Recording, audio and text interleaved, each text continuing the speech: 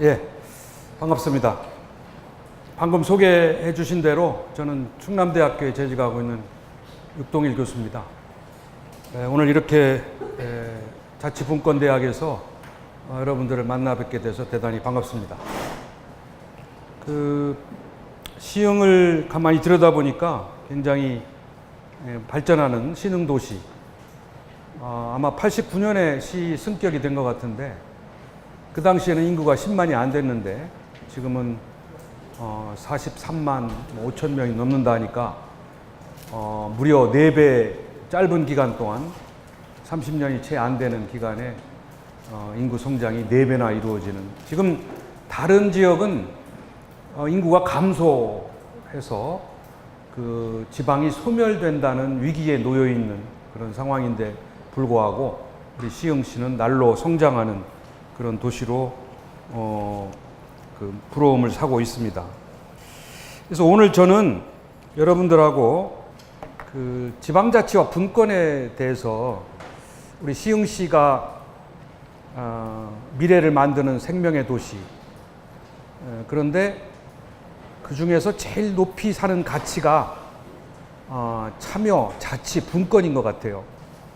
그래서 저도 개인적으로 김윤식 시장님을 잘 압니다만 우리 시흥시가 그야말로 자치와 분권의 선도 도시가 되고 있는 그런 상황에서 우리가 다시 한번 자치와 분권이 제대로 가고 있는지, 우리는 지금 어디에 와 있는지, 또 앞으로 어디를 가야 되는지, 이런 부분에 대해서 이야기를 나누고, 그 다음에 두 번째는 앞으로 우리가 맞이할 미래 환경은 어떻게 변할 것인지,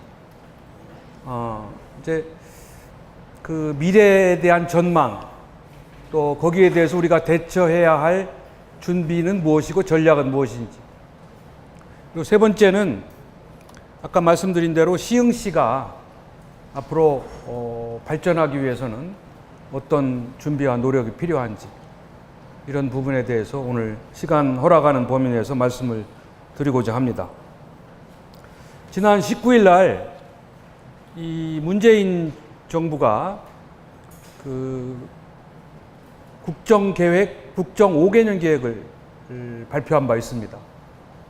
그래서 이 국민의 나라, 정의로운 대한민국이라는 대한민국의 비전을 새로 설정하고 5개의 목표, 20개의 전략, 100대 국정과제를 제시를 했습니다. 다행히 여기 전략 가운데 고르게 발전하는 지역이라는 전략 속에 그 100대 국정과제에 지방자치와 분권의 내용이 다소 포함되어 있는 것은 사실입니다. 그런데 문제는 이 과제들이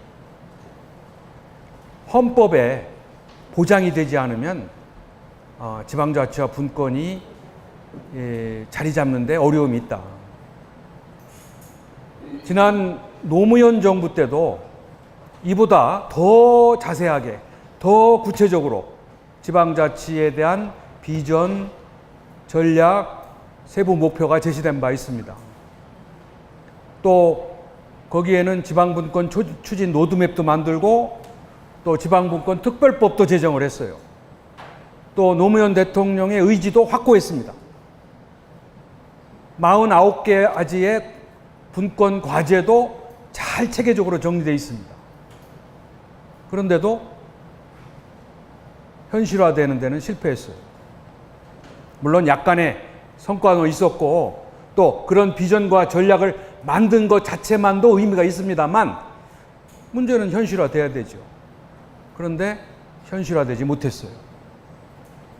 그 이유도 이따가 말씀을 드리겠지만 가장 큰 이유는 헌법의 보장을 못 받았기 때문에 그렇습니다. 그런데 지금 다행히 우리가 국회 일정에 의하면 내년 3월에 헌법 개정을 발의하고 5월에 국회 여야 합의로 의결을 거쳐서 내년 6월 지방선거, 6월 13일인가요? 지방선거 때 헌법 개정안을 국민투표에 붙이겠다는 겁니다. 그러니까 구체적인 일정은 나와 있어요. 문제는 그 헌법에 과연 얼마만큼의 내용을 담을 것인지, 두 번째는 그 내용을 국민들이 공감해서 찬성할 것인지 하는 문제가 남아있는 거죠. 그런데 보통은 우리가 낙관적으로 생각을 합니다. 우리 국민들이 지방자치와 분권에 대해서 굉장히 긍정적으로 생각한다고 우리는 믿고 있어요. 그런데 또 한편으로 보면은 그렇지가 않습니다. 제가 개인적으로 또는 그 학회 입장에서 우리 국민의식 조사를 저도 개인적으로 이렇게 주기적으로 하고 있거든요. 올해 지방자치가 부활된 지 지방의회 부활로 따지면은 26년이 됐고요. 지난 7월 1일 26년을 넘어섰고, 자치단체장 직선으로 하면은 22년이 지났잖아요. 그렇죠? 95년이니까. 그러니까 20살이 넘은 성년이 됐음에도 불구하고 우리 국민들이 지방자치에 대해서 갖는 관심, 애정이 아쉽게도 그렇게 높아지지 않았다는 거예요. 여전히 지방자치와 분권을 불신하고 있습니다. 많은 국민들이. 우리나라의 지방자치와 분권이 이 좁은 땅덩어리에 필요하지 않다고 생각하는 사람이 많습니다. 중앙 정부만 정신 차려서 깨끗한 정부만 있으면 되지, 뭐 226개 되는 지방정부가 왜 필요하냐. 243개죠. 226개의 기초자치단체, 시군구가 있고 우리나라에 17개의 광역자치단체 합해서 243개의 자치단체가 있어요. 243개의 정부가 왜 필요하냐. 낭비다. 또 그 지방정부는 대체로 부패돼 있다. 특히 지방의회는 불필요하다고 생각하는 것이 변치 않고 있습니다. 그렇다면 우리가 헌법에 담아야 할 내용이 지방자치를 더 활성화시키고 분권을 확대하고 지방의회 기능과 권한을 더 크게 해주는 건데, 국민들이 과연 그거에 대해서 찬성을 하겠느냐. 앞으로 남은 기간이 많지 않습니다. 1년이 채 안 남았어요. 이 기간 동안에 우리의 의식과 정말 지방자치와 분권이 우리를 위해서, 뭐 대한민국을 위해서가 아니라 내 삶을 위해서, 내 지역을 위해서 이게 반드시 필요하다는 인식을 우리가 확산해 놓지 않으면 지방자치와 분권이 반드시 강화된다고 장담할 수 없습니다. 애초에 그런 획기적인 내용이 헌법에 담기지 않을 뿐만 아니라 담긴다 하더라도 그거에 대해서 찬성의 투표를 던지지 않을 거다.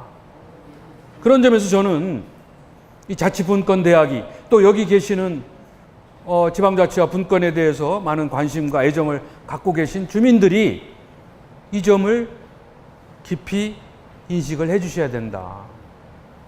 그래서 국민들이 진짜 지방자치와 분권이 정말 대한민국을 위해서도 필요하고 또 우리나라의 그 발전을 위해서도 필요하지만 내 삶과 내 지역과 우리를 위해서 필요하다는 인식을 확고히 해둘 필요가 있다. 그런 점에서 오늘 저는 이 지방자치와 분권이 지난 20여 년 동안에 우리 사회에 어떤 변화를 가져왔는지, 정말 문제만을 야기했는지, 정말 비능률적이고 낭비적이고 부패적인 것인지에 대해서 객관적으로 냉정하게 한번 짚어보고, 그래서 우리가 지방자치를 꼭 해야 하는구나, 아니면 하지 말아야 되는구나를 오늘 이 시간에 한번 여러분과 같이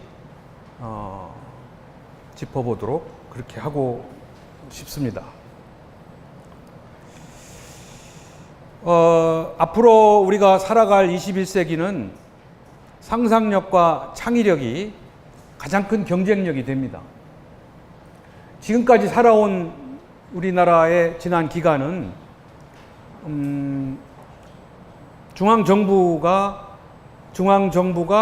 중앙정부만 있어도 되는 일이었었어요. 여태까지 우리나라의 발전은 주로 성장이죠.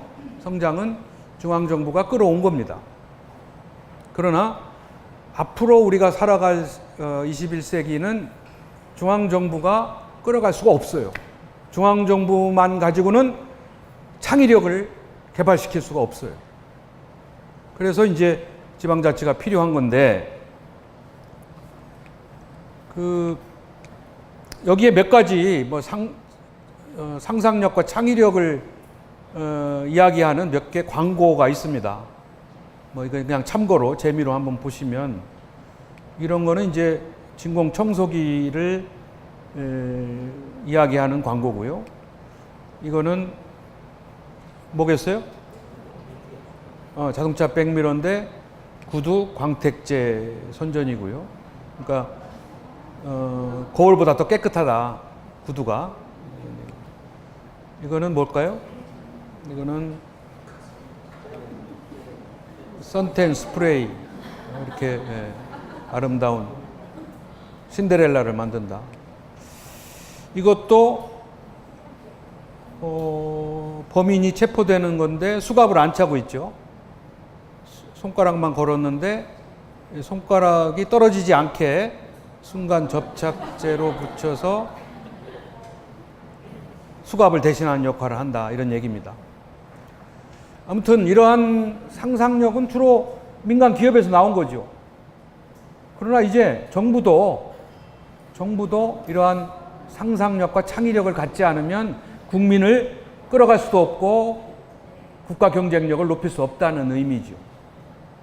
자, 이렇게 우리가 살아왔던 20세기는 중앙이 모든 것을 통제하고 하는 시대, 또 정부가 모든 걸 주도하는 시대입니다.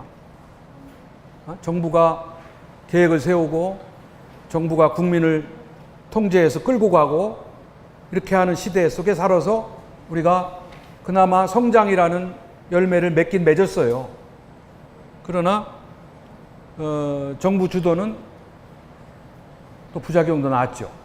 불균형이라는 부작용을 낳고, 또 부패라는 부작용을 낳고, 또 심지어 이제 정부는 지난 기간 우리가 경험한 세월호 참사, 메르스 사태, 또 최근에 비선 실세에 의한 국정농단, 이런 게 다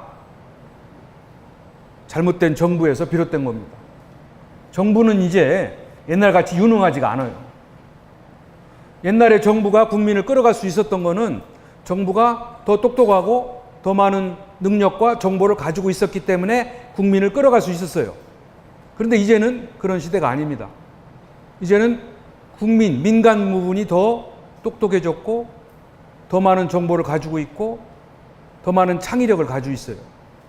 따라서 무능한 정부가 유능한 국민을 끌어갈 수 있는 시대는 이미 지났다는 것을 세월호 사건, 메르스 사태, 국정농단 사건에 의해서 다 증명이 된 겁니다. 그러면 정부가 그렇다고 해서 필요 없는 건 아니죠.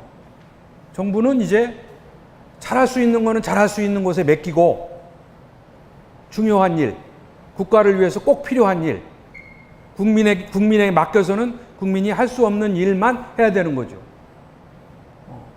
마찬가지로 이제는 정부도 그런데 특히 중앙정부가 혼자 끌어가는 시대는 이제 끝났습니다. 그럴 수가 없어요. 그렇게 해가지고는 국민을 만족시킬 수가 없어요. 따라서 지방정부가 필요한 거고, 지방정부가 잘할 수 있도록 기능을 이양을 시켜줘야 돼요. 그래서 지방이 주도하는 시대로 간다. 또 정부보다는 민간이 주도하는 시대로 간다. 따라서 정부와 민간 부분의 역할 분담이 잘 이루어져야 되겠죠.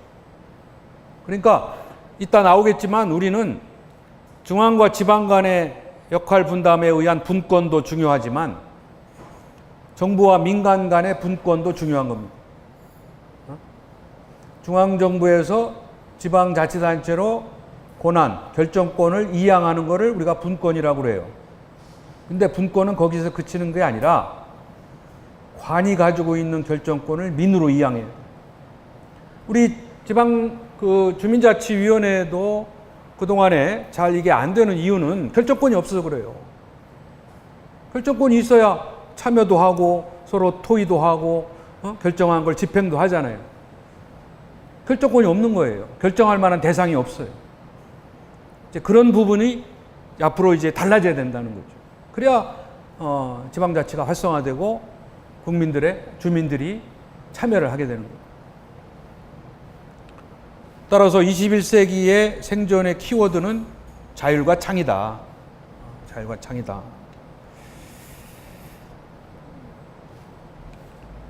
그런데 지난 우리 지방자치 25년을 뒤돌아보면 우선 가장 큰 우리가 알고 있는 게 여전히 지방자치는 하고 있지만 여전히 중앙에 가지고 있는 사과가 더 크고 지방은 조그만 사과밖에 안 가지고 있습니다. 비율은 8대2.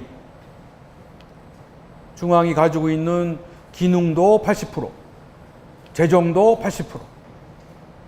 이렇게 여전히 큰 비율을 중앙이 가지고 있는 게 아직까지의 우리 현실입니다.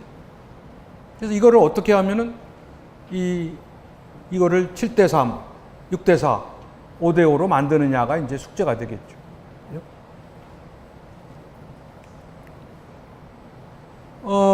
더군다나 우리는 지금 위기의 사회를 살고 있습니다.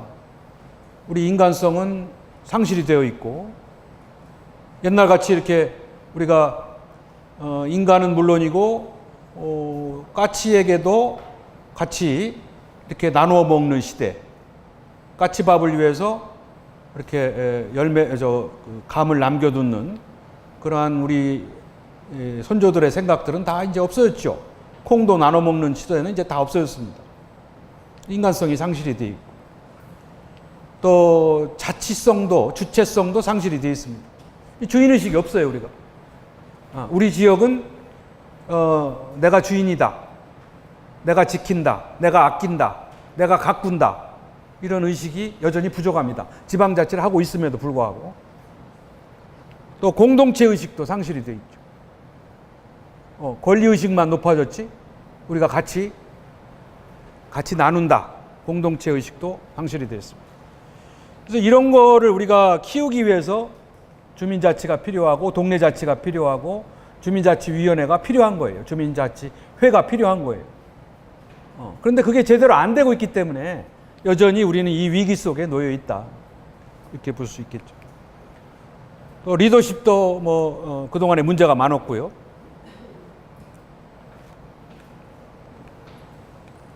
이거는 우리가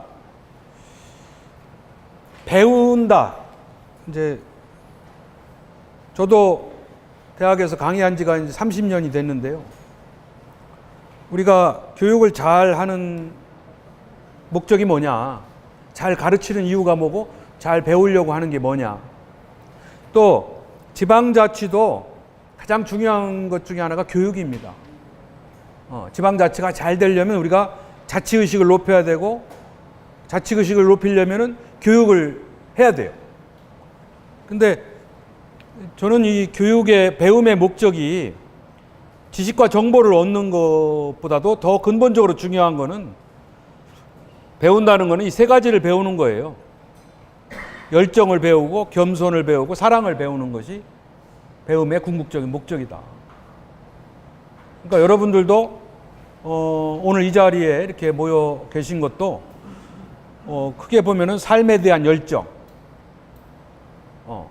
그러니까 보다 더 진지하고 보람 있는 삶을 살기 위한 그런 열정을 배우기 위해서 이 자리에 있는 겁니다. 두 번째는 우리가 배운 사람만이 겸손할 수 있어요. 사람도 격이 있거든요. 그걸 인격이라고 하지 않습니까? 사람마다 격이 있어요. 그 격을 나누는 기준은 외모가 아니라, 외향적인 아름다움이 아니라 내향적인 아름다움, 교양입니다. 교양에 의해서 사람이 격이 나누어져요. 근데 그 교양도 배움을 통해서 얻을 수 있는 거죠. 그래서 배운 사람만이 겸손할 수 있는 용기가 있어요. 배우지 않은 사람은 자꾸 겸손하지 못하지요. 자랑하려고 하고 잘난 척을 하는 거죠. 그러나 배운 사람은 절대로 겸손하다. 그런 용기가 있다는 거죠. 세 번째는 사랑을 배우는 거예요. 우리가 지방자치를 배우는 이유도 지역에 대한 사랑, 지역 주민에 대한 사랑, 이걸 배우기 위해서 필요한 겁니다. 그래서 우리가 인간에 대한 사랑, 자연에 대한 사랑, 진리에 대한 사랑, 이런 사랑을 배우기 위해서 이 자리에 있는 겁니다. 그러니까 우리가 여러분들이 여기 뭐 공무원이 계시든 주민자치위원이 계시든 우리 지역 시흥시에 대한 사랑이 없으면 여러분 하는 일이 보람이 없죠. 그렇죠? 그래서 우리가 뭐 열심히 배워서 많은 지식과 정보를 얻어서 판검사가 되고 의사가 되고 해도 사랑이 없으면 그 직업의 의미가 없어져요. 그리고 그 직업에 대해서 보람과 애정을 못 갖게 됩니다.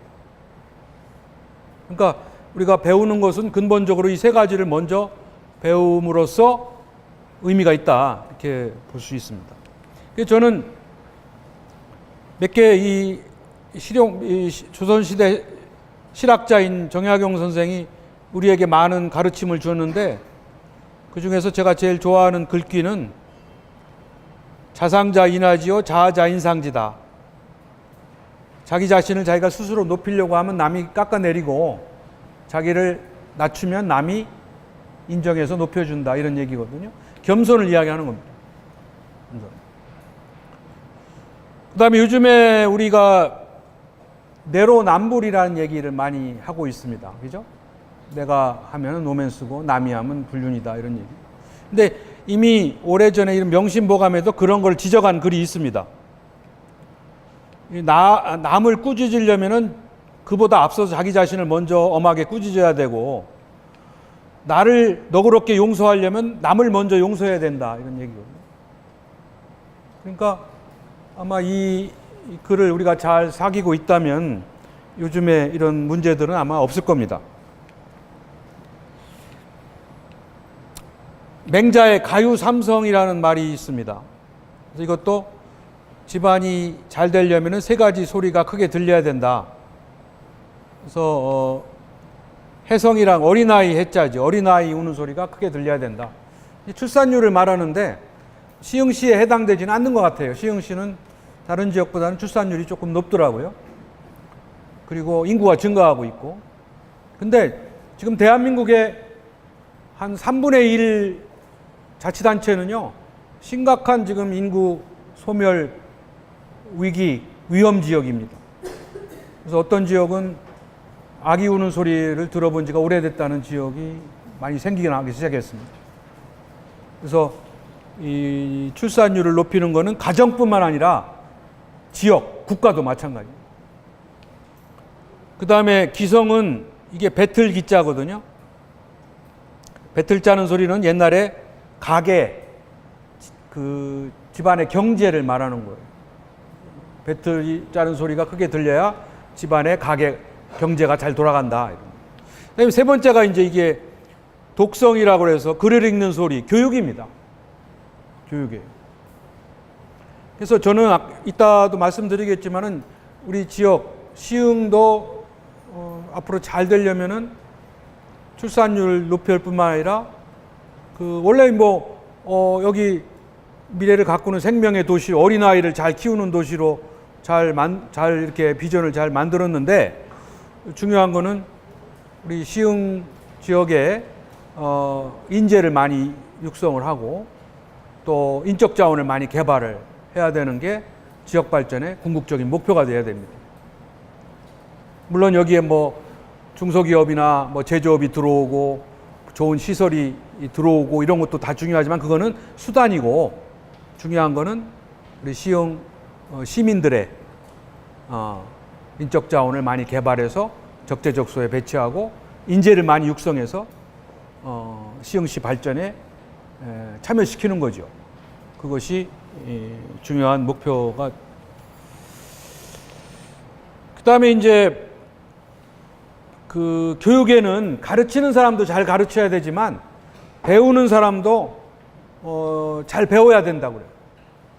그래서 이 배우는 사람이 잘 배우기 위해서는 생각과 태도를 바꿔야 되는데, 그거는 뭐냐면요, 배운다는 거는 항상 새로운 지식과 정보를 얻는 것만 생각을 하잖아요.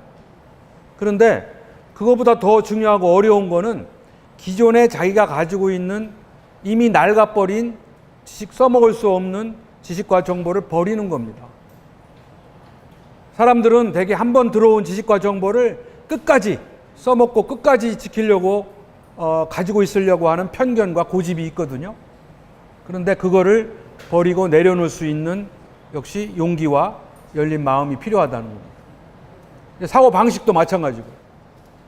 그래서 여러분들도 뭐 이런 교육뿐만 아니라 어느 교육이든지 교육 장소에 가면은 자기 자신을 내려놓고 자기가 갖고 있는 지식과 정보를 비우고 새로운 거를 채우는 그러한 자세가 중요하다는 얘기입니다. 자, 지방자치라는 게 이렇게 개념화하면은 뭐 좀 어려운 얘기인데요. 이거를 쉽게 좀 저는 5가지로 정리를 했습니다. 지방자치는 5가지를 본질로 한다. 그래서 A, B, C, D, E 이렇게 5가지가 지방자치의 본질이다. 이렇게 정리를 하고 있습니다. 첫 번째는 지방자치의 가장 중요한 첫 번째 요소는 자율성입니다. 자율성이에요. 아까 자율과 창의를 이야기했듯이 지방자치가 가장 지향하는 가치와 본질은 자율성에 있어요. 우리 지역 나에 관련된 일과 결정은 내가 한다는 거예요. 자율적으로 한다. 우리끼리 한다. 근데 거기에는 3가지가 필요해요.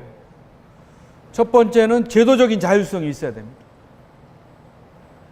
스스로 처리할 수 있는 제도가 있어야 되잖아요. 그래서 우리는 그것을 지방자치단체라고 합니다. 그 지방자치단체에는 우리가 우리 손으로 뽑은 시장을 중심으로 하는 집행기관이 있고, 그 다음에 우리가 뽑은 시의원들이 구성된 집행기관을 견제하는 지방의회가 있습니다. 그렇게 해서 이렇게 그 두 견제와 균형을 유지하도록 만든 지방자치단체라는 것이 자율적으로 지금 확보되어 있죠. 따라서 뭐 우리가 좀 불신하고 있는 지방의회가 없는 지방자치는 있을 수가 없는 겁니다. 226개, 243개 지방의회가 뭐하러 있느냐, 문을 닫아라, 이렇게 생각하는 국민들이 많이 계신데, 지방자치단체장은 우리 손으로 안 뽑아도 돼요. 의회에서 뽑아도 되고, 또 의회에서 임명을 해도 되고, 이렇게 직선을 안 해도 되는데, 지방의회만큼은 반드시 우리 손으로 뽑은 지방의원들로 구성되어 있는 의결기관이 있어야만 지방자치를 할 수 있는 겁니다. 그래서 제도적인 자율성이 있어야 되고요.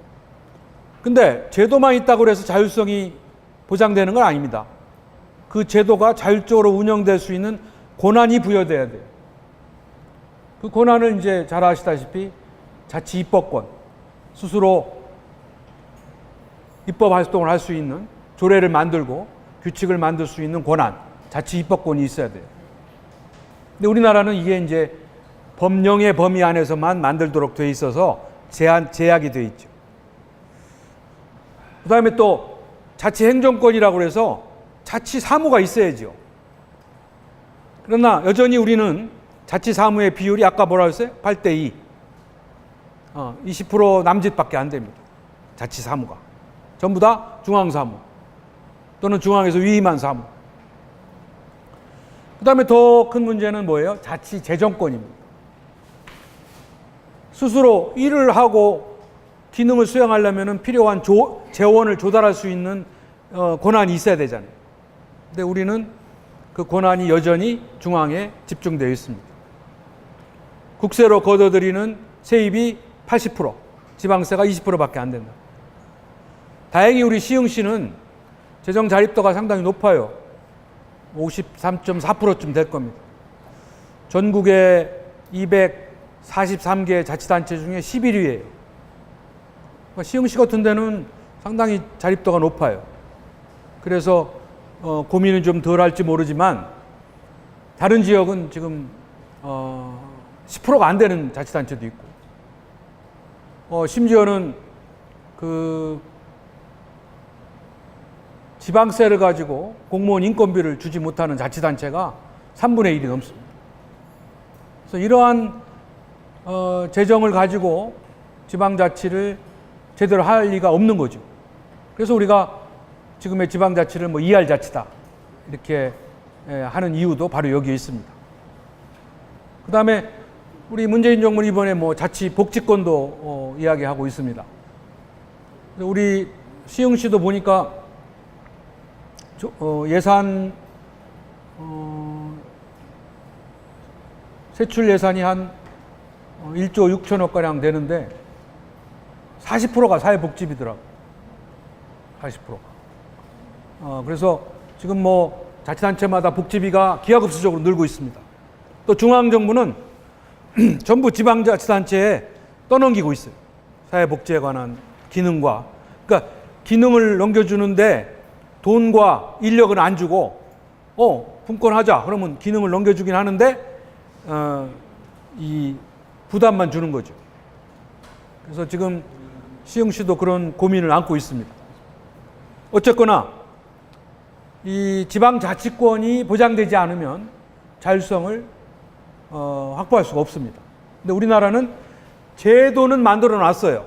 지방자치 제도는 만들어 놨는데 그것도 전국이 똑같은 획일적인 제도를 만들어 놨다는 거죠. 광역이든 기초든 도시든 농촌이든 인구가 많든 적든 똑같은 자치 제도를 획일적으로 하라고 묶어나가고 있어요. 그래서 이번에 우리가 지방분권형 개헌을 할 때는 이거를 좀 풀어줘야 돼요. 자율성을 갖도록 해줘야 돼요. 지방마다 자기에 걸맞는 제도를 선택할 수 있도록 해줘야 된다. 그것이 중요한 그 내용 중에 하나고, 두 번째는 이제 지방자치권을 확대하는 겁니다. 자치입법권, 자치행정권, 자치재정권, 자치복지권, 또는 자치계획권도 있어요. 지방이 스스로 계획을 세우는, 그래서 이러한 권한을 확보하는 것이 숙제가 되는 거죠. 그 다음에 세 번째 더 중요한 게 있습니다. 제도 권한만 부여되었다고 해서 자율성이 확보되는 게 아니라 세 번째 중요한 거는 주민들의 자치의식이 있어야 돼요. 이거를 우리가 간과하고 있습니다. 지금 지방자치가 정착된 선진국가들은 지금도 지방자치 교육을 성실하게 하고 있어요. 독일이다, 북유럽이다, 뭐 이태리, 스페인, 뭐 할 거 없이, 뭐 일본도 좀 하고, 지역마다 이러한 형태의 우리나라에 지금 이제 시작된 자치분권대학 같은 이러한 교육 기회와 장소, 프로그램들이 어마어마하게 많아요. 이거를 꾸준히 지금도 해오고 있기 때문에 그 주민들의 자치의식이 상당히 높죠. 절대로 교육 없이는 자치의식이 높아지지 않아요. 근데 우리는 지방자치만 하면 저절로 자치의식이 높아질 거로 착각을 하고 있습니다. 그러니까 높아진 건 있어요. 권리의식은 높아졌어요. 내 지역의 이익은 내가 지킨다. 우리가 지킨다. 이거는 높아졌어요. 그런데 자치의식은 권리의식만이 아니라 아까 뭐라 했어요? 공동체의식, 봉사의식, 책임의식이 있어요. 지방자치를 하려면 그거 할 만큼의 지역에 대해서 관심과 봉사를 할 수 있는 책임이 부여되어 있는 겁니다. 부담을 져야 돼요. 또 공동체 의식을 가져야 돼요. 서로 나누고 협력하는. 근데 그거는 저절로 되는 게 아니다. 경험과 협력에 의해서, 교육에 의해서 이루어지는 겁니다. 근데 우리는 그거를 못하고 있는 것이 우리의 한계로 볼 수 있습니다. 그래서 자치의식을 제고시키는 그러한 노력이 절대적으로 필요하다. 이제 그거는 지금은 우리는 이렇게 제가 오늘 지방자치는 이런 겁니다. 이제 이렇게 본질이 이렇습니다. 이렇게 이런 거를 우리가 지향합니다. 이런 이론적인 교육도 중요하지만 실제로 지방자치를 운영하는 데 필요한 회의를 어떻게 하고 타협과 협상은 어떻게 하고 또 합의는 어떻게 만들고 환경은 어떻게 지키고 문화는 어떻게 우리가 소중하게 하고 이런 걸 다 가르치는 거예요. 그래서 그러한 자치의식이 내재화돼요. 그것이 행동화될 수 있도록 만들어주는 거예요. 그러니까 그런 교육에는 지방자치에 대한 교육만이 아니라 환경, 국제적인 감각, 예의, 회의 진행 방법 이런 걸 다 가르치는 거예요. 근데 우리는 그걸 하지 않잖아요. 특히 우리는 타협과 협상에 대해서 잘 안 가르치잖아요. 근데 다른 선진국에서는 반드시 지방자치를 잘 하려면은 토론을 해야 되고 토론을 해서 합의를 만들어내야 되는데 그러려면은 타협과 협상이 절대적으로 중요하다는 걸 알기 때문에 타협과 협상의 전략, 문화, 방식 이런 것들을 이런 것들 의식 이런 것들을 정말 체계적으로 가르치고 있습니다. 그게 우리에게 필요한 부분이죠. 그 다음에 두 번째 B는 선거입니다. 선거. 우리가 지금 7번의 선거를 했어요. 지방선거를. 그런데 여전히 지방선거가 아직 자리를 못 잡았습니다. 지방선거가 아직 제 기능을 못하고 있어요.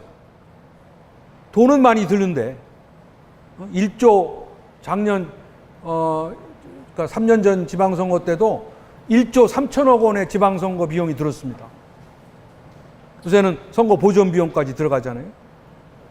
내년에 이제 선거가 있는데 우리 지방선거는 여전히 기능도 수행하지 못할 뿐만 아니라 고비용 저효율의 선거를 하고 있다.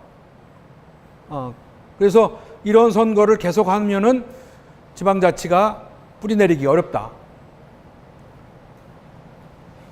우리 지방선거는 여전히 지방의 이슈를 가지고 지방의 후보들이 경쟁을 해서 주민들에 선출되는 게 아니라 거지반 중앙선거, 중앙정당선거의 대리전, 대선의 전초전 이런 형식으로 치러지고 있습니다.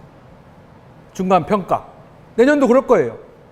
내년도 분명히 이 정부의 중간평가다 할 겁니다. 또 거꾸로 또 이쪽은 또 야당에 대한 평가, 적폐청산에 대한 평가 이렇게 할 겁니다. 그럴 경우 그게 가능한 이유는 왜 그래요? 전면 정당 공천제를 하기 때문에 그렇습니다.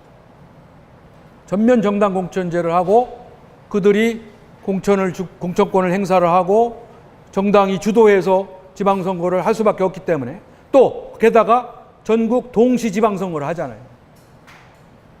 그렇게 될 수밖에 없어요. 그래서 거지반 일자 투표 형식이 나오고 로또 선거라고 하고 심지어 정당 공천제하고는 관계없는 교육감까지도 선거에 영향을 받고 있잖아요. 지금은 교순번제라고 해서 번호를 좀 달리한다고는 하지만 여전히 어느 칸에 들어가느냐에 따라서 당락이 결정되는 그러한 선거를 여전히 하고 있다는 거죠. 그래서 우리가 이 정당 공천제를 제한하자라는 거를 숱하게 학계에서 이야기하고 지난 선거 때는 되는 줄 알았어요. 대통령 후보들이 다 수락을 했고 정당이 다 승인을 했고 해서 했는데 또 슬그머니 밀실에서 또 없애버렸죠. 전면 정당 공천제를 했습니다. 근데 정면 정당 공천제를 하는 건 좋아요. 하는 건 좋은데 공천제를 한다면 그들이 이야기하는 책임 정치를 해야죠. 그런데 우리나라는 정당 수명이 지방의원 임기 4년보다도 정당 수명이 짧습니다. 우리나라 대한민국의 평균 정당 수명이 44개월이에요. 48개월이 안 돼요. 그러니까 우리가 이번 선거에서 정당 추천한 사람을 뽑아놓고 그 사람을 다음 선거에서 평가해서 표를 줄까 말까 하니까 그 당은 없어진 거예요. 그 당은 없어진 거예요. 또 신장 개업해가지고 간판을 또 바꿔서 다른 거예요. 그러니까 책임 정치가 안 되는 거죠. 지금 미국이나 영국의 정당들은 다 100년, 150년이 넘어서 책임 정치를 한단 말이에요. 근데 우리나라도 저는 주장하는 게 뭐냐면 정당 공천을 잘못해서 부패 비리로 중도 하차하거나 그래서 재선거나 보궐선거를 하는 경우에 그 비용은 니네 정당에서 내라. 또 그에 대한 책임을 지고 니네는 그 지역에 공천을 하지 말아라. 이거는 지켜져야 된다는 거죠. 하고 싶으면, 정당 공천하고 싶으면. 그 돈은 중앙선거관리위원회에서 보조금을 받는 거를 거기서 삭제하든지, 아니면은 당에서 우리 재보궐선거하면 우리 주머니에서 돈을 내서 선거를 해야 됩니다. 그걸 문제를 만든 정당에서 보존해라 이거죠. 그래야 책임 정치를 할 수 있는 거 아니겠어요? 저는 최소한 그거라도 하면은 정당 공천을 하고, 그거조차도 하기 싫으면은 정당 공천을 제한시켜라. 기초의원, 기초단체장까지는 배제하고, 그 다음에 내년 2018년, 2022년 두 번에 한해서는 제한한다든지, 제한해보고 실시한다든지, 이런 방법을 해보자고 했는데, 국회의원들의 최대의 특권이 공천권입니다. 절대 안 놀라고 그러죠. 그리고 또 아쉽게 또 우리 여성들이 반대를 해요. 여성 단체에서 반대를 하더라고요. 왜? 비례대표제 때문에. 근데 그거는 우리 여성들이 깊이 생각을 하셔야 돼요. 비례대표 때문에 우리나라 여성 의원들의 비율이 좀 늘어난 건 사실이에요. 20%가 넘어섰는데, 그 비례대표를 얻기 위해서 여성들이 그 국회의원에게 엎드리고 비호 다 마치고 가진 일 다 해야 됩니다. 정말 능력 있는 여성단체, 능력 있는 사람이 공천받는 게 아니에요. 또 이제 앞으로 우리 여성들은 직접 선거를 통해서 주민의 대표가 돼야지 비례대표에만 안주해서는 안 됩니다. 그래서 저는 우리 여성들의 의식도 조금 바뀌었으면 좋겠어요. 왜냐하면 국회의원들이 정당 공천제 폐지 나올 때마다 여성들을 앞세워요. 봐라, 여성들이 싫어하지 않냐. 여성들이 비례대표제 때문에 여성 의원 비율이 늘어났는데 이걸 없애려고 하겠느냐. 여성들이 막 반대하는 거예요. 그래서 다시 수포로 되고 이런 경험을 제가 갖고 있어서 그렇습니다. 그래서 아무튼 우리 이 선거가 제대로 가야 된다는 거죠. 근데 선거 기능도 보세요. 우리는 그렇기 때문에 대표를 제대로 선출을 못하고 있죠. 물론 좋은 분도 뽑히겠지만 대부분이 정당 공천제에 의해서 무리한 공천이 되기도 하고, 또 아까 말씀드린 대로 인물 보고 투표하는 게 아니라 정당을 보고 투표하기 때문에 이상한 사람이 끼어든단 말이에요. 그 다음에 세 번째는 선거를 통해서는 통합이 이루어져야 되는데 우리는 지금 다 분열되어 있습니다. 아주 노골적으로 분열해서 선거를 해요. 몇 프로만 있으면 당선된다. 그것만 가지고 내 반대표는 신경도 안 써요. 내 지지 집단만 딱 잡고 거기만 그 선거에서 표를 얻는 데만 혈안이 돼 있단 말이죠. 그러니까 이 주민 통합, 시민 통합이 안 되는 거죠. 통합을 할 생각도 없습니다. 그러니까 각 지역마다 다 분열이 됐어요. 근데 우리 시흥시도 제일 큰 문제가 시민 통합이에요. 인구가 계속 늘어나지요. 외지인 들어오지요.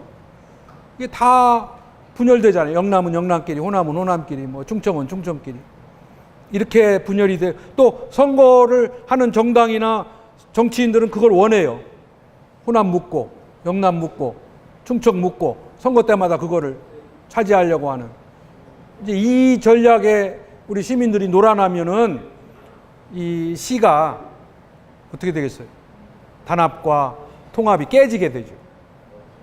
그러면은 범죄율도 높아지고 이웃 간에 불신이 생기고 시 발전에도 저해요인이 되는 겁니다. 그게 다 이 선거에서 비롯되는 거다. 그걸 우리가 좀 깨우쳐야 된다는 얘기죠. 그 다음에 선거는 정치교육의 기능을 수행해야 되는데요.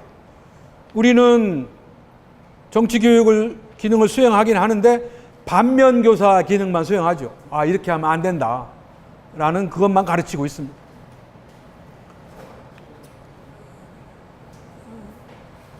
그 다음에 선거는 욕구불만을 해소시켜주는 카타르시스 기능이라는 게 있거든요. 근데 우리는 선거하면은 스트레스가 쌓이잖아요.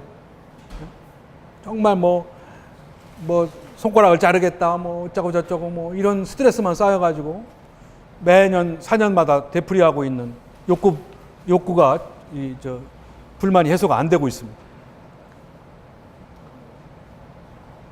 그 다음에 이거 설명을 드릴게요. 대표 육성의 기능이라는 게 뭐냐면요. 선거는 기존에 있는 정치적 상품 중에서 선택하는 것도 있지만은 기존의 상품들이 잘 이 역할을 맡도록 잘 키워주는 역할을 해줘야 된다. 다시 말해서 후보들이 지역을 잘 알게 되고 후보들끼리 경쟁을 해가지고 서로 정책을 개발하고 또 자기 능력을 향상시켜주는 기능을 선거가 수행해줘야 된다는 거죠. 특히 미국 같은 나라는 이걸 중요시해요. 왜냐하면 얼마 전에 대통령에 오바마 대통령이 있잖아요. 오바마 대통령도 정말 정치 신인이에요. 풋내기예요. 그런데 일약 대통령이 됐잖아요. 또 대통령을 비교적 잘했던 대통령으로 평가받고 있습니다. 그렇게 정치 신인이 대통령을 할 수 있을 만큼의 역량을 갖추게 된 결정적인 결과는 선거 때문에 그래요. 선거를 통해서 각각의 지역의 사람들과 만나서 지역을 알게 되고 여론을 알게 되고 TV 토론을 통해서 경쟁력을 높이게 되고 또 갖은 언론의 검증과 이런 거를 통해서 그런 것을 이제 키우는 그런 역할을 했기 때문에 미국에서도 이 역할을 중요시하기 때문에 선거에 들어가는 많은 비용을 감내하고 있습니다.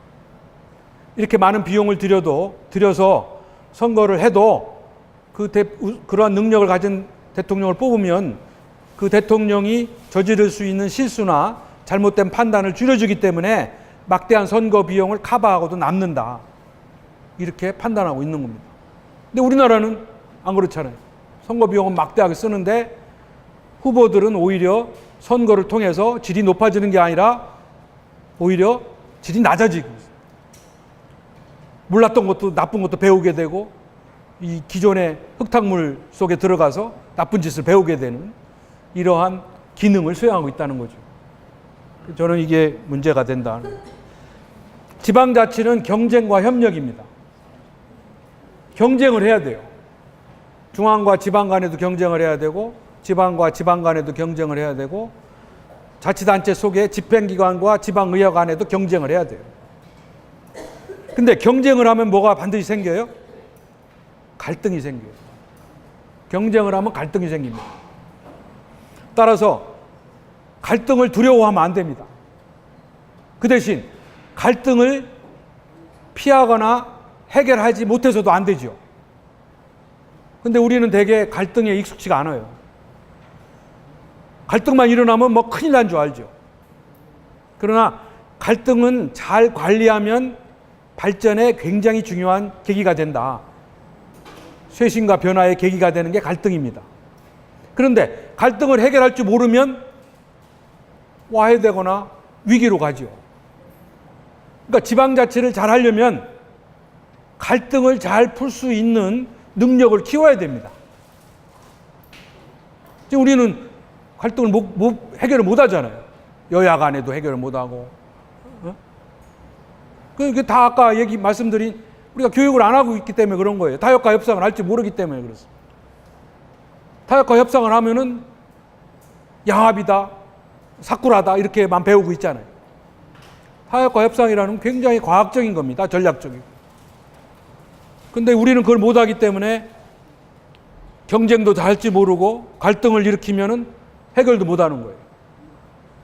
따라서 경쟁을 하려면 갈등을 풀 수 있어야 되고 협력할 줄 알아야 된다. 네, 협력할 줄 알아야 된다. 그래서 이거를 합해서 컴피터레이션, 경쟁과 협력이라는 그런 새로운 단어도 있습니다. 그러니까 우리 시흥시도요, 앞으로 더 발전하려면은 인근 자치단체와 협력을 해야 돼요. 절대로 시흥시만은 발전을 혼자 못 해요. 여기 옆에 있는 뭐 광명, 뭐 안성, 뭐 여기 또 뭐죠? 부천 이런 데하고 협력을 해요. 혼자만 다른 데는 다 뭐 다른 데 인구 다 끌어들이고 여기만 발전한다? 안 됩니다. 지금 우리나라 지방자치의 가장 큰 문제가 협력하지 못한다는 거예요. 전부 자치단체마다 국경보다 더 높은 벽을 쌓고 전부 다 협력하지 않고 자기 지역에다가 시설 다 만들어야 되고 다 따로 축제해야 되고 다 모든 행사를 다 해야 돼요. 이런 지방자치는 없습니다. 그런 지방자치는 낭비적이죠. 교통 문제, 교육 문제, 환경 문제 시흥시만 해결할 수 있어요? 같이 풀어야 돼요. 협력할 줄 알아야 돼요. 그거를 우리가 못하기 때문에 지방자치가 제대로 못하고 있고 우리 국민들, 주민들이 불신하고 있는.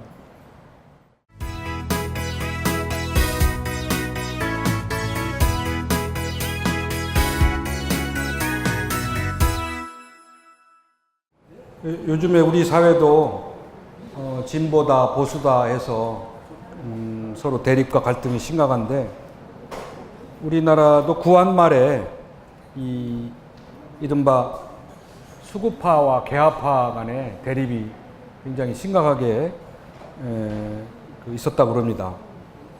우리나라가 구한 말에 이제 그 쇄국 정책을 하느냐 아니면 개화를 시키느냐 하는 문제 가지고 다툼이 많았었는데 이제 그게 결국은 한일 합방이 되는 단초가 되기도 했죠. 그 대표적인 사건이 그 1884년에 있었던 갑신정변입니다. 갑신정변. 그 전전에 이모군란이라고 있었고요. 근데 갑신정변이라고 하는 것이 이제 여러분이 아시다시피 나라를 개화시켜야 된다. 그래서 그 젊은 학자들 김옥균이 뭐 박용효, 뭐 서재필 이런 사람들이 나라를 이제 개방을 하자 이제 이런 주장을 했던 사람인데 문제는 이제 그런 사람들이 일본의 외세를 좀 끌어들여 가지고 3일 만에 실패를 했죠. 3일 천하로 끝났다고 그래서 갑신정변이 아쉽게 실패를 했습니다. 그래서 그 주동자인 김옥균은 일본으로 도망가고 뭐 해서 이제 나중에 다시 또 암살되고 뭐 이런 역사가 있었습니다만 이제 그때를 빗대서 몇 년 전에 리더스 다이제스트라는 책에서 이 이야기가 좀 소개된 바가 있습니다. 근데 좀 이솝우와 같이 재밌게 소개가 됐어요. 뭐냐면 이제 김옥균이가 너무 억울하게 죽었잖아요. 젊은 나이에. 굉장히 똑똑한 사람입니다. 이 사람이. 43살에 죽었어요. 근데 이제 이 사람이 죽어서 너무 억울해서 하늘나라에 이제 가 있어가지고 옥황상제를 만났답니다. 그래서 자기에게 또 한 번만 기회를 달라. 그러면 대한민국에서 못다 이룬 꿈을 좀 이루고 싶다. 이제 세계화시키겠다. 이제 대한민국을 이제 이렇게 간곡하게 청문을 해가지고 허락을 받았습니다. 그래서 그러면 다시 네가 대한민국에 태어나게 해주겠다. 근데 이제 조건이 있습니다. 나 혼자 가서는 안 되고 나하고 5명을 같이 태어나게 해주십시오. 이렇게 부탁을 했는데 그 5명이 이제 과학자들입니다. 뉴턴, 아인슈타인, 에디슨, 갈릴레이, 큐리 부인 이렇게 5명을 잘 아시죠? 과학자들. 이 과학자들이 필요합니다. 나에게는. 그래서 이 과학자들을 이제 같은 날 태어나게 이제 만들어주고 한 30년 후에 천리안을 통해서 정말 어떻게 달라졌는가를 들여다봤어요.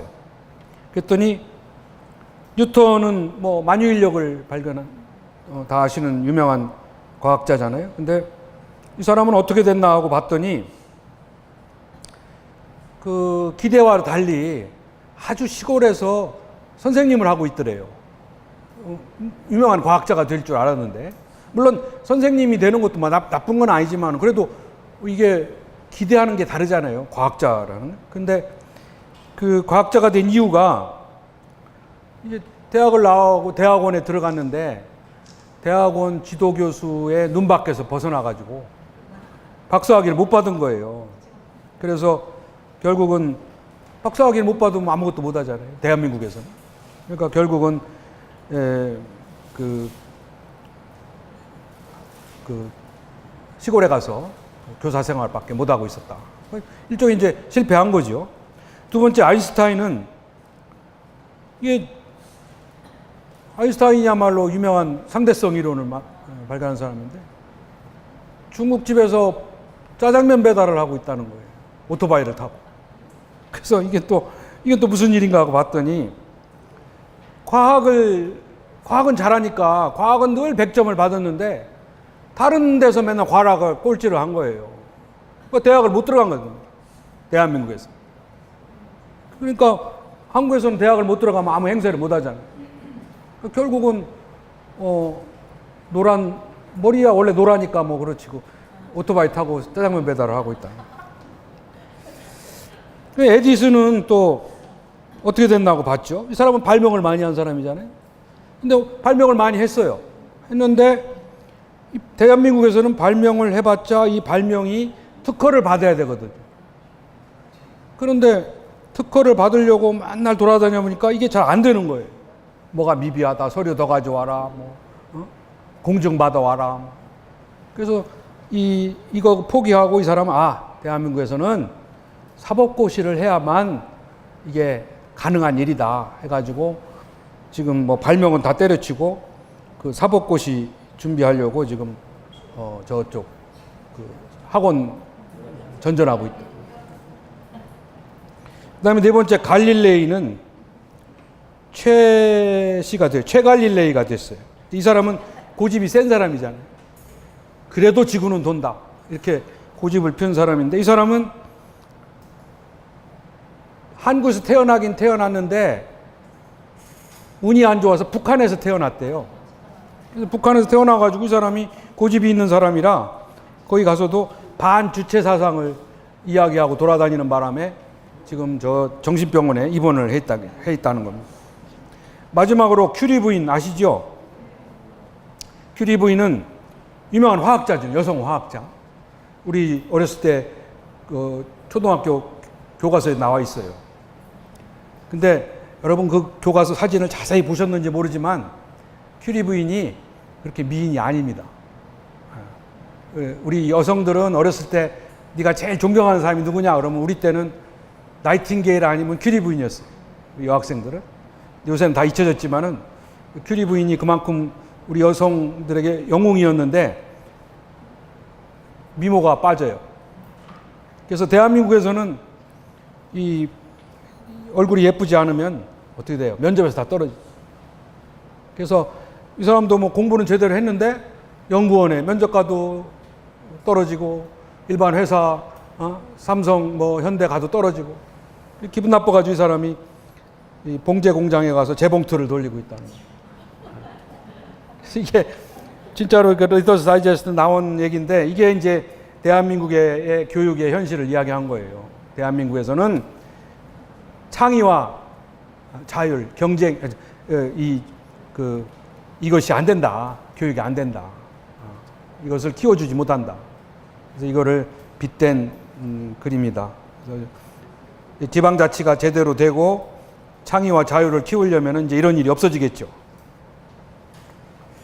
자, 얘기가 길어졌습니다만 여기까지만 D를 보죠. 다음에 이것도 중요한 겁니다. 이 D가요 분권이거든요. 이게 분권, 권력을 나누는 거잖아요. 권력을 이양하는 겁니다. 권력이라는 거는 결정권을 말하는 거예요. 결정권, decision making power. 이 결정권을 우리가 중앙이 독점하고 있는 결정권을 지방으로 넘겨달라는 거 아니에요. 그죠? 중앙정부가 독점하고 있는 거를 지방자치단체 또는 지방정부에 넘겨라. 근데 분권은 여기에만 그치는 게 아닙니다. 지방정부에 넘어온 결정권도 위에서 아래로 내려와야 돼요. 근데 이거는 여기까지는 우리는 진전이 안 돼 있습니다. 다시 말해서 중앙이 가지고 있는 권한과 기능을 지방에 넘겨와도 지방에서 시장 군수가 독점하고 있으면 지방 독재입니다. 시도지사가 다 쥐고 있으면, 결정권을 쥐고 있으면 독재입니다. 그 권한이 다시 밑으로 내려와야 돼요. 여기까지는 우리는 아직 진행이 안 됐습니다. 그 다음에 더 나가서 이거는 관관끼리 얘기거든요. 관관. 이것도 관 내 얘기죠. 관에서 민으로 결정권이 넘어가야 돼요. 관이 가지고 있는 결정권을 주민자치회에 넘어가야 돼요. 그래야 진정한 주민자치가 되는 거예요. 근데 이게 이제 우리는 안 돼 있는 거죠. 그죠? 그러니까 이것만 생각하면 안 됩니다. 이것도 제대로 안 돼서 이제 우리가 노력을 하는 건데 이 3까지 내려와야 진정한 분권이 되는 거다. 그래야 동네 자치, 주민 자치가 가능한 거다. 근데 이거는 중앙이, 위가, 관이 저절로 권한을 이양시켜주는 나라는 없어요. 이제 우리 중앙이 그동안 가지고 있는 권한을 이제 지방이 컸으니까 니네들이 좀 이제 가져라. 이렇게 순탄하게 이양해 준 나라도 없고, 위에서 내가 가지고 있는 결정권을 밑으로 좀 내려보내겠다. 관이 가지고 있는 결정권을 민으로 좀 이양해야겠다고 스스로 판단해서 넘긴 나라는 없어요. 다 지방에서, 아래에서, 민에서 투쟁해서 쟁취한 겁니다. 거기에는 이 세 군데의 이게 갑과 을과의 관계예요. 을들이 제대로 인식을 하고 힘을 합해서 투쟁을 해서 쟁취를 하는 것이 지방자치의 역사입니다. 그러니까 우리는 여전히 이걸 바라거든요. 이게 기득권이거든요. 결정권을 가지고 있는 게 기득권입니다.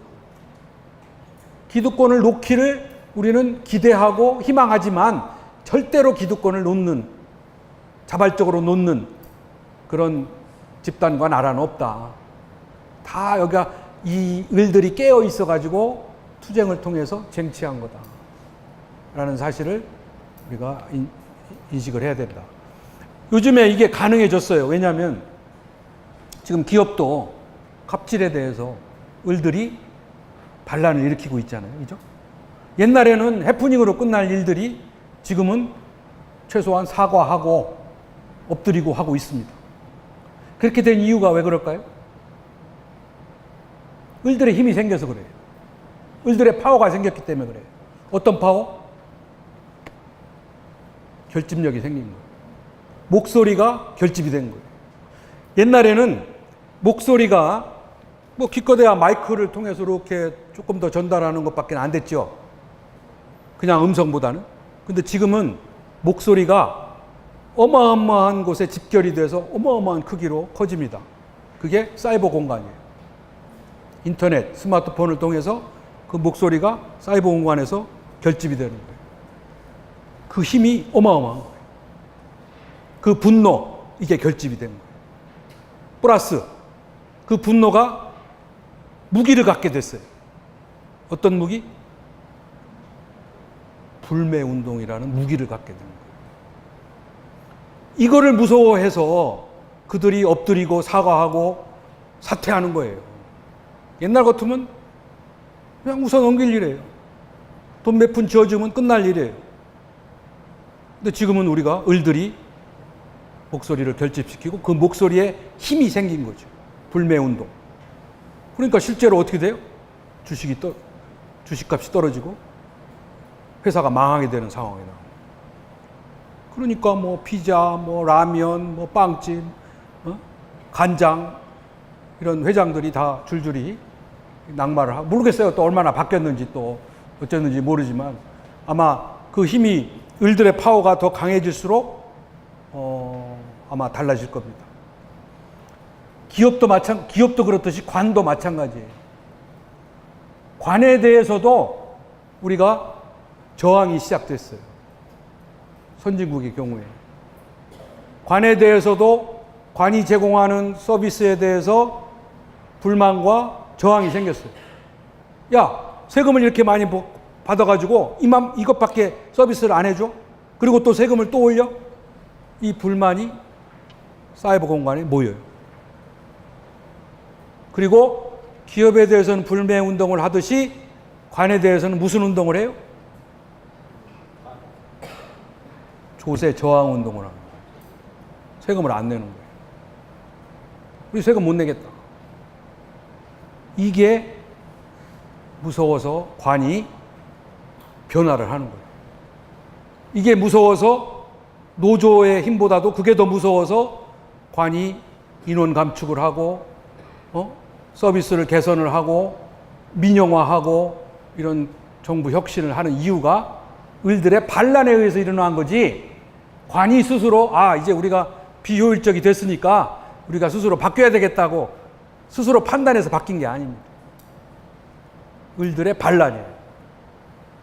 그래서 지금 외국은 기업과 정부가 달라지고 있는 겁니다. 왜? 을들이 깨어나기. 조용히 있어서는 안 됩니다. 불만과 이걸 표출을 하고 저항과 반발을 하니까 달라진 거예요. 그래서 우리가 이 분권을 요구를 하는 겁니다. 그래서 지방자치를 하는 거예요. 그 다음에 다섯 번째 이의가 이 민주성과 능률성. 우리가 지방자치에 대해서 갖는 오해, 편견 중에 하나가 지방자치는 대단히 비능률적인 제도인데 민주주의 때문에 할 수 없이 한다. 불가피하다. 민주주의의 사회적 비용이다. 이렇게 생각하는 사람이 많아요. 그런데 물론 그것도 있지만 지방자치제는 능률적이어야 됩니다. 능률적이어야 돼요. 다시 말해서 주민들의 적은 세금 부담을 통해서 보다 많은 서비스, 보다 질이 좋은 서비스, 보다 빠른 서비스, 보다 집에 가까운 서비스를 제공해주는 그러한 능률성이 보장돼야 지방자치를 잘하는 겁니다. 이러한 능률성이 보장되지 않는 지방자치는 할 필요가 없어요. 그럼 중앙정부만 있으면 돼요. 그런데 이렇게 할 수 있는 거는 지방정부만이 할 수 있는 겁니다. 집에 가까운 서비스를 중앙정부가 할 수 있어요? 더 빠른 서비스를 할 수 있어요? 주민들의 다양한 수준에 맞는 좋은 서비스를 제공할 수 있습니까? 중앙정부가? 지방정부, 지방자치단체만이 할 수 있는 서비스이기 때문에 지방정부에서 해야 능률적이 되는 겁니다. 이걸 능률적으로 하지 못하면 지방자치를 잘못하고 있는 거예요. 그렇게 생각을 하셔야지 지방자치는 단순히 어차피 비능률적이다, 낭비적이다 이렇게 생각하면 안 된다. 이러한 능률적인 제도를 만들어낼 수 있는 단체장과 주민들이 돼야 됩니다. 자, 지방자치는 이렇게 우리가 6.25 동란 중에도 했어요. 52년도에 처음 지방자치를 실시했거든요. 89년에 법을 만들고 52년에 하고 56년에 또 선거하고 60년에 그야말로 시읍면과 의원과 단체장과 다 뽑는 완전 자치제를 했는데 이게 이제 5.16 군사 쿠데타에 의해서 해산이 됐죠. 그러다가 30년 동안 동면하고 있다가 91년에 부활이 된 겁니다. 자, 그런데 이제 이거를 생각해 보세요. 우리가 지방자치 지난 25년, 26년을 어떻게 평가하느냐. 그 평가의 결과에 따라서 앞으로 지방자치를 확대할 거냐, 축소할 거냐가 결정이 될 겁니다. 저는 지방자치의 성과를, 가장 큰 성과를 이 두 가지로 뽑아요. 첫째는 지방자치를 함으로써 우리가 비로소 지역의 주민이 주인이 됐습니다. 주민의 위상이 달라졌어요. 이거는 지방자치를 하지 않고서는 달라질 수가 없는 거예요. 지방자치를 하지 않는 최소한 30년 이전으로 넘어가면 지역의 주인은 주민이 아니었어요. 주민은 통치의 대상, 주종관계입니다. 관과 민가의 관계가 주종관계예요. 우리 민은 다스림의 대상, 통치의 대상에 불과했지 우리가 주인 노릇을 할 수가 없었어요. 지방자치를 함으로써 비로소 우리가 유권자가 됐고, 고객이 됐고, 소비자가 됐고, 파트너가 됐고, 주인이 된 거예요. 되기 시작한 거예요. 된 게 아니라. 아직 되려면 멀었어요. 저는 그래서 이 지방자치는 우리에게 혁명적인 변화를 가져왔다. 5,000년 역사의 주종관계가 30년 만에 바뀌었다. 그래서 지금 우리가 자연스럽게 아주 당연하게 우리 주민이 주인이라고 이야기합니다. 또 요즘에 어때요? 주권 재민, 대한민국의 주권은 국민에게 있고 모든 권력은 국민으로부터 나온다는 헌법 1조 2항의 이야기를 서스럼없이 이야기합니다. 얼마 전에 국민은 개돼지와 똑같다라는 말에 우리는 흥분했어요. 분노하고. 지방자치 하지 않으면 있을 수 없는 얘기입니다. 그런 얘기하면 큰일 나요. 옛날에 우리 관청은, 시청은 음침한데 무서워서 올 때가 아니었어요. 기분 나쁜데, 가급적이면 안 오는데. 근데 요새는 어때요? 내가 주인, 내가 대접받는다. 고객, 소비자, 또 우리 공무원들은, 관은 우리 주인을 어떻게 잘 모셔야 되냐, 어떻게 만족을 시키냐, 어떻게 감동을 주느냐, 이런 거에 목표를 두고 행정을 수행하고 있습니다. 물론 아직은 조금 생각과 행동이 조금 다르지만, 또 우리도 주인의식을 제대로 발휘를 못하고 아직은 성숙하지 못하지만, 어쨌거나 관민, 민관 간의 관계가 혁명적으로 바뀐 것은 사실입니다. 그것이 촛불혁명의 토대가 됐고, 그러한 주인의식이 오늘날 새 정부를 탄생시키는 토대가 된 거예요. 그리고 새 정부는 국민이 주인이다. 주권 시대를 연다는 것이 국가의 비전으로 나타나게 된 겁니다. 저는 그 모든 단서는 지방자치에서 찾을 수 있다. 그래서 지방자치권은 주민의 기본권입니다. 그것이 선진국가들에서 나타나고 있습니다. 그렇기 때문에 헌법에, 선진국가는 헌법 1조에 지방분권 국가라는 걸 천명하고 있습니다. 기본권이라는 이야기를 하고 있습니다. 그러니까 우리도 이제 이러한 사실이 헌법에 반영이 돼야 된다. 그래서 주권 재민을 더 확립을 해야 된다. 두 번째는요, 우리가 지난 지방자치를 부활한 기간 동안에 엄청난 일들이 있었습니다. 정치적으로, 경제적으로, 안보적으로, 사회적으로. 지금도 우리가 그제도 ICBM을 발사하고 난리를 치듯이 북핵 위기, 천안함 침몰, 연평도 포격, 북한으로부터 끊임없는 우리가 전쟁 위협을 받고 있어요. 옛날 같으면 어떻게 했어요? 옛날 같으면 우리가 다 아주, 물론 이제 안보의식이 해이된 면도 있지만은, 옛날 같으면 다 비상계엄 선포했을 거예요. 국민들이 일대 혼란을 가져왔을 겁니다.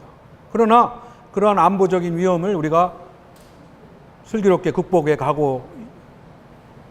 수 있었고, 그다음에 경제적으로도 IMF다, 외환위기다 뭐 해서 엄청난 시련을 겪었습니다. 정치적으로도 우리가 대통령의 뭐 구속, 대통령의 자살, 대통령의 탄핵, 전대미문의 정치적 사건들이 있었죠. 지방자치를 하지 않았으면요, 할 수 있는 건 딱 두 가지입니다. 첫째, 무정부 상태가 되든지, 둘째, 국가 비상계엄을 선포하든지, 두 가지밖에 없어요. 그런데 다행히 우리가 지방자치를 했기 때문에 지역사회가 안정을 유지를 하고, 임기가 보장된 단체장이 있고, 지방의회가 있고, 뭐 조금은 못마땅하고 뭐 조금은 우리 기대에는 아직 미치지 못하지만 그래도 지역사회를 끌어가는 안정된 지도체제가 있었던 거죠.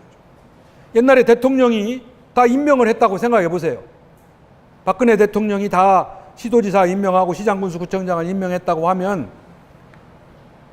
박 대통령이 구속되고 탄핵됐을 때 어떻게 됐겠어요? 지역이 안정이 될까요? 다 무너지죠. 그래서 지방자치를 하는 겁니다. 중앙정국의 혼란과 불안을 차단하거나 최소화할 수 있는 제도가 지방자치 제도입니다. 몇 년 전에 북아프리카의 민주화 열풍이 불었어요. 이집트, 리비아, 튀니지 이런 나라 제스민 혁명이라고 민주주의 혁명이 불었어요. 그 나라들의 지도 체제는 탄탄한 독재 체제입니다. 지방자치 안 했어요. 가다피, 무바라크 이런 사람들이 철권 독재 정치를 했죠. 절대 무너지지 않는 체제라고 생각을 했어요. 또 석유가 나는 나라니까 경제도 안정이 됐어요. 근데 민주주의 바람에 어떻게 됐어요? 다 정권이 다 몰라 그랬죠. 독재자들은 비참하게 사살됐죠. 그게 우리나라에서는 우리나라 촛불혁명이 일어나고 난리가 쳐도 우리가 지금 안정된 사회를 유지하면서 선거를 통해서 평화적 정권 교체를 했잖아요. 민주주의의 큰 발전입니다. 이런 나라는 없어요. 그렇게 할 수 있었던 토대는 지방자치입니다.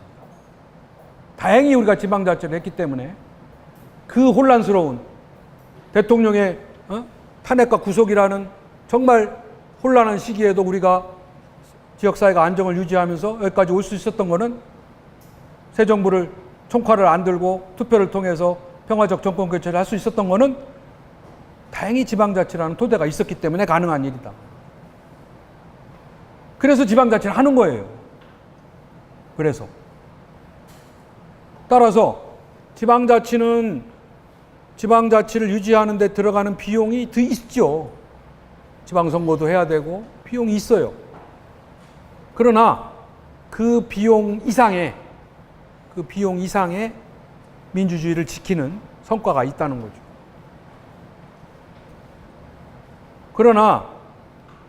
그러나 문제점도 많이 있습니다. 그렇다고 해서 그냥 지방자치를 이대로 이 상황으로 방치해서는 안 돼요.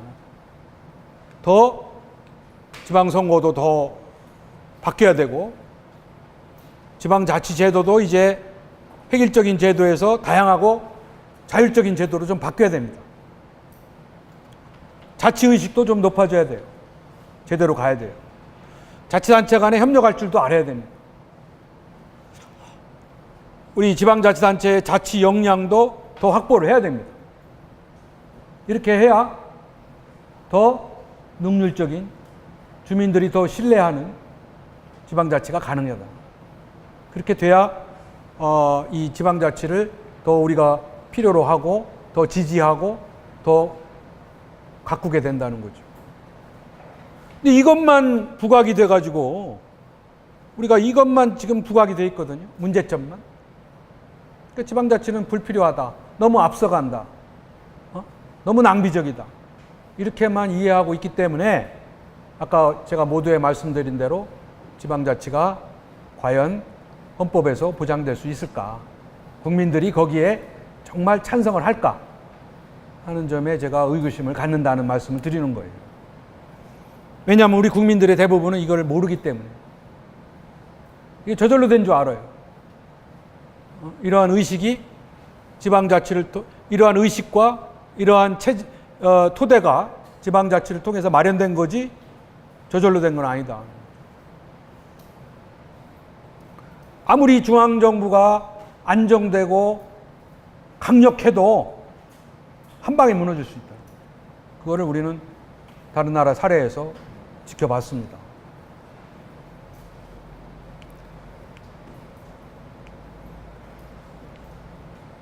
이게 내년에 우리 선거를 하잖아요. 선거에서 한 표가 세계사를 바꾼 사례입니다. 실제적인 사례예요. 옛날 그리스 시대에는 광장에 모여가지고 토론을 많이 했다고 그래요. 그런데 어느 종교회에서 몇 달을 토론을 했는데 결론이 안 난 주제가 이거래요. 여성은 인간인가 동물인가. 그러니까 여성들이 옛날에는 사람 취급을 못 받았다고 그래요. 불행하게. 여성과 노예. 여성은 빈곤. 뭐 이런 하여튼 그 좋지 않은 것들에 의해서 이렇게 이미지화되어 있는데 여성도 이 주제를 가지고 토론하다가 종결이 안 돼서 투표를 했는데 한 표 차로 여성도 인간이다. 이렇게 결론이 나는 바람에 그나마 여성들이 수모를 덜 당하게 됐다는 거예요. 1776년에 미국이 독립할 당시에 미국의 국어를 독어로 할까 영어로 할까 고민을 많이 했답니다. 역시 결론이 안 나서 투표를 통해서 한 표 차이로 영어가 미국의 국어다 이렇게 결정을 했다는 거예요. 만일 독어가 미국의 국어가 됐다면 아마 세계사가 바뀌었을 겁니다. 네? 우리나라 교육도 다 바뀌었을 거예요. 또 23년에 2차 대전의 전범 히틀러가 나치당의 당수가 된 것도 한 표 차로 됐다. 나중에 총통이 된 거는 뭐 국민투표에서 200만 표 차로 됐지만은 처음에 나치당의 당수가 될 때는 한 표가 됐다. 만일 안 됐다면은 600만 명의 유태인의 학살도 2차 대전에 비참한 결과도 안 나타났겠죠. 미래에 대해서 이거 우리가 살아온 시대와 앞으로 살아갈 이 시대는 이렇게 이분적으로 대비를 하면 이렇게 달라진다는 겁니다. 옛날에는 슈퍼맨을 우리가 그리워하고 슈퍼맨이 나와서 모든 걸 해결해 주기를 바라는 그러한 시대에 살았잖아요. 대통령도 우리가 슈퍼맨이기를 늘 기대했잖아요. 5년마다. 근데 이런 슈퍼맨은 없어요. 이번에도 또 새 대통령을 슈퍼맨으로 생각한다면 큰 착각입니다. 이제는 같이 풀어야 되는 소통과 참여를 통해서 같이 해결해 나가야 하는 아바타의 시대에 살고 있습니다. 슈퍼맨은 있지도 않고 있어서도 안 됩니다. 이제는 논리적이고 분석하고 모방하는 시대에서 보고 느끼고 창조하는 시대. 그래서 넘버원, 베스트 원보다는 온리 원, 퍼스트 원이 더 높이 평가받는 시대에 살고 있습니다. 또 여성의 시대예요, 이제는. 여성들이 소비 주권, 경제 주권, 교육 주권을 가지고 있어요. 그래서 이제 여성들에게 어필하지 않으면 제품이 실패한다는 거죠. 여성이 선택 안 하면 외면당하는 거죠. 근데 그렇게 여성이 모든 거를 지금 그러니까 결정권을 갖는 거예요, 여성들이. 근데 다만 이제 취약한 데는 지방자치에 있어서는 여성들이 아직 결정권을 못 갖고 있는 거예요. 따라서 이게 이제 달라져야 된다는 거죠. 옛날에는 뭐 품질, 가격, 기능 이런 거를 통해서 소비를 선택하는 시대에서 이제는 감성적으로 선택하는 시대. 내 취향에 맞는, 뭐 내가 좋아하는 연예인이 갖고 있는 이런 감성을 자극하는 시대에 살고 있다. 이 감성은 누구의 감성? 여성의 감성. 그래서 이제 좋거나 싫거나 여성들에게 어필할 수 있는 것들을, 서비스를, 제품을 개발해야 된다. 남성들은 좀 기분 나쁜 얘기지만 받아들일 수밖에 없는 그런 시대로 간다.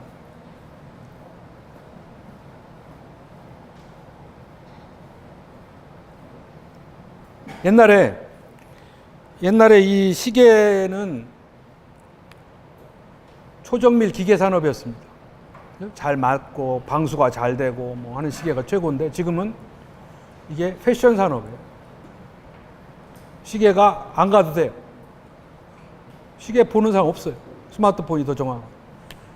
그러니까 이거는 내 옷에 잘 맞고 나에게 어울리고 나만 갖고 있고 내가 좋아하는 연예인이 갖고 있고 이런 걸로 바뀐다. 이제 그런 것이 이제 감성을 이야기하는 거죠. 그다음에 여기 이제 뭐 아까 잠깐 얘기 드렸습니다만 이제 경영도 옛날에는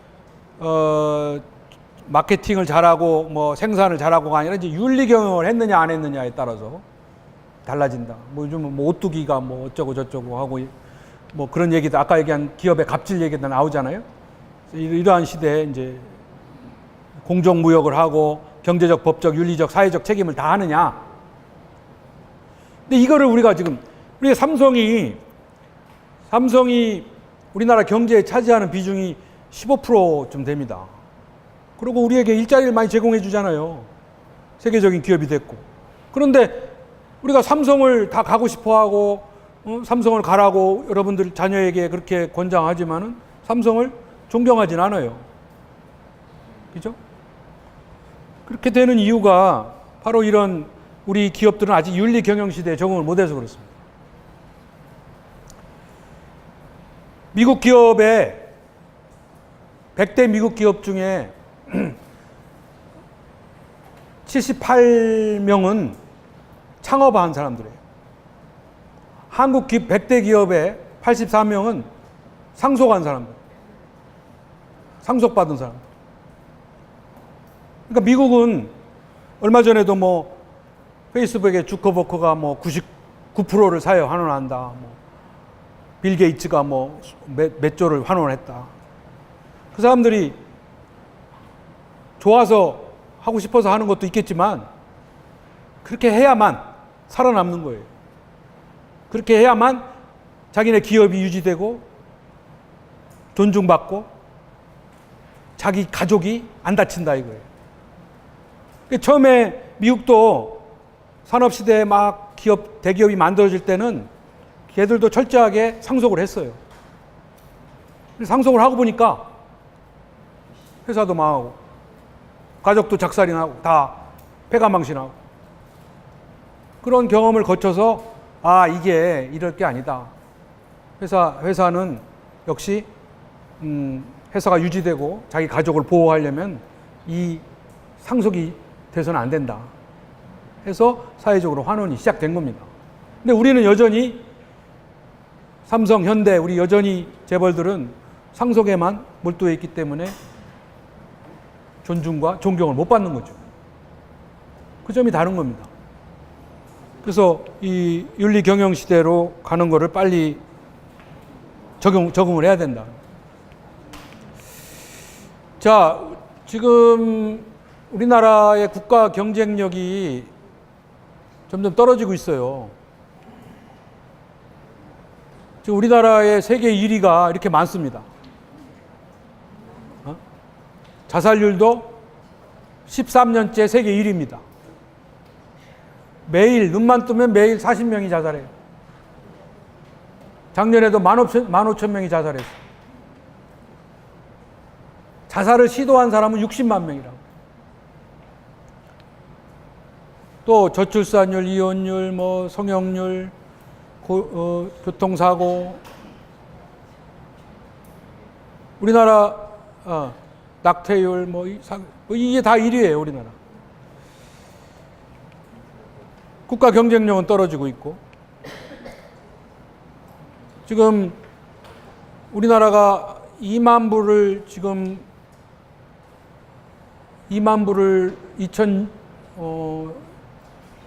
2006년에 2만 부를 넘어섰는데 11년째가 되도록 3만 부로 못 가고 있습니다. 2만 불이 돼서 10년 내에 3만 불이 못 간 나라는 우리나라가 유일한 나라예요. 근데 걱정은 뭐냐면, 걱정은 여기에 있습니다. 다 빼고요. 걱정은 여기에 있어요. 지금 우리나라의 고령화의 속도가 세계 최고로 빠릅니다. 금년에 700만 명이 넘어섰고 13.5%쯤 돼요. 65세 인구가 전체 인구에. 7%가 넘으면 고령화 사회, 14%가 넘으면 고령 사회, 20%가 넘으면 초고령 사회라고 하고 있거든요. 그런데 지금 우리나라는 전남은 이미 초고령 사회가 됐고, 이런 기초자치단체는 고흥은 38.5%, 면은 이런 나라 이렇게 초고령화되어 가고 있어서, 여기 이 그림을 보시면 이게 7%가 된 해입니다. 이게 14%가 된 해, 이게 20%가 된 해입니다. 근데 지금 프랑스 같은 나라는 1864년에 7%가 돼서 2019년이 돼야 20%가 되는 거예요. 그래서 150년에 걸쳐서 7%에서 20%로 가는데, 그거를 획기적으로 단축한 현재 세계 신기록이 일본이에요. 일본은 70년에 7%, 94년에 14%가 됐고 2006년에 이미 20%가 됐습니다. 그래서 프랑스가 150년, 영국이 100년, 미국이 89년에 걸쳐서 갔던 길을 이 사람들은 36년 만에 압축시킨 거예요. 근데 우리는 그것도 성에 안 차서 2018년 내년이에요. 내년에 14%가 넘어섭니다. 2026년에는 20%가 돼요. 그래서 불과 26년, 10년을 단축해서 26년 만에 7%에서 20%로 간다는 거죠. 이게 이제 우리나라의 이제 노인 문제만이 아니라 경제 문제고 사회 문제다 이거죠. 우리나라 경제가 지금 국가 경쟁력이 주춤하고 있고 수출이 떨어지고 모든 게 다 지금 침체되어 있는데, 지금부터라도 정신을 바짝 차려가지고 노사가 합의하고 또 여야가 타협을 하고 다 해서 힘을 합해도 우리에게 남은 시간은 길게 봐야 2026년까지 3만 불, 4만 불로 가지 않으면 영영 못 간다는 거예요. 왜? 고령화 때문에. 아까 여기 있죠. 일하는 사람은 줄고 우리가 모셔다 할 노인은 엄청나게 늘어나니까, 지금은 6.6명이 한 명의 노인을 부양하지만 앞으로는 5명이 한 명, 2040년에는 2명이 한 명, 2050년에는 한 명의 노인을 부양해야 되는 부담을 갖게 된다는 거죠. 이러면 뭐가 생겨요? 갈등이 생기는 거예요. 세대 간의 갈등. 그러니까 지금은 우리가 지역 갈등, 이념 갈등 이거 갖고도 지금 해결을 못 해가지고 전전긍긍하고 있는데, 이 세대 간의 갈등은 그걸 다 뛰어넘는 엄청난 갈등입니다. 밥그릇 싸움이니까. 그러니까 앞으로 대학 등록금을 내린다 그러면 이제 노인들이 난리치고, 노인들 부담금을 늘린다 그러면 젊은 사람이 난리치고, 그런 시대로 간다는 거죠.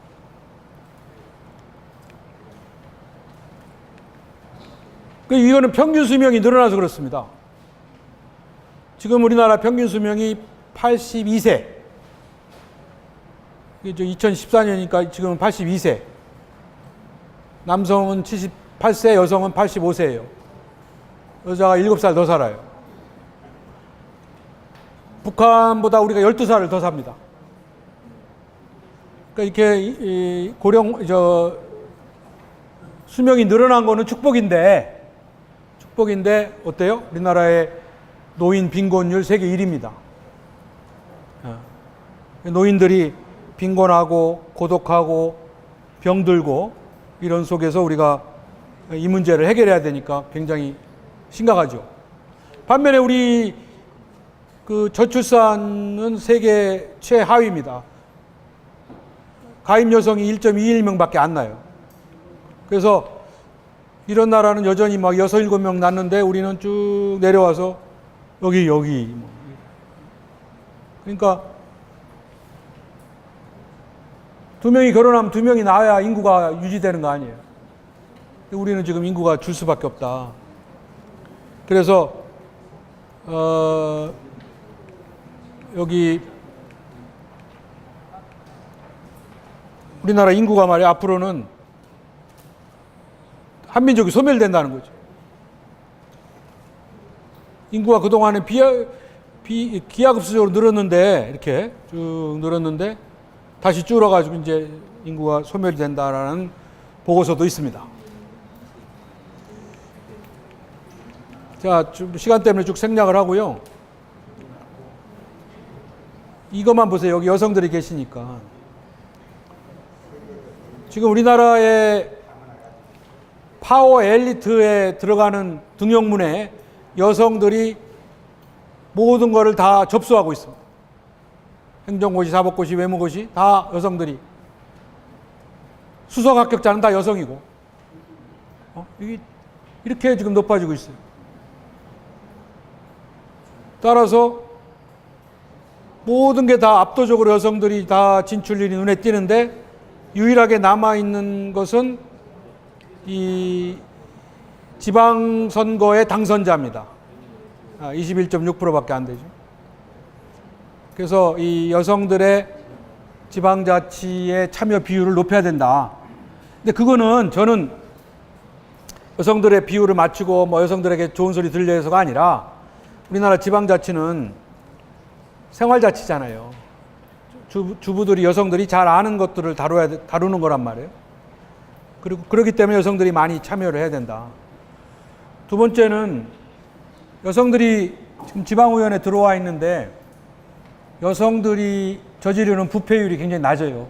없어요. 남성들은 굉장히 많은 기존에 그 부패에 연루된 것이 많이 나오는데 여성들은 의외로 아직은 부패 이렇게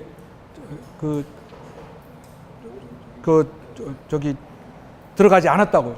그러니까 여성들이 이제 그런 점에서 좀 변화가 필요하다는 거죠.